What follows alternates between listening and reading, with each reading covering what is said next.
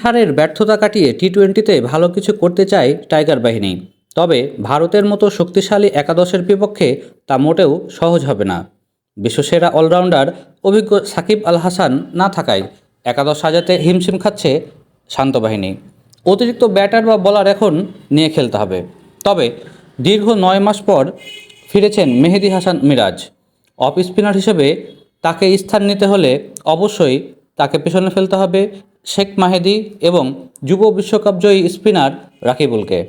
এদিকে 1 নম্বর পজিশনে তানজিদ হাসান তামিম এবং পারভেজ হোসেন ইমন একাদশে জায়গা পাওয়ার সমান দাবিদার।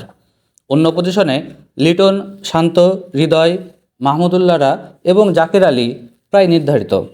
তবে পেস বোলিংয়ে মুস্তাফিজ এবং তাসকিনের জায়গার পাশাপাশি 11 নম্বরে 2 জন আছেন প্রতিদ্বন্দ্বী, তানজিদ হাসান সাকিব এবং শরীফুল।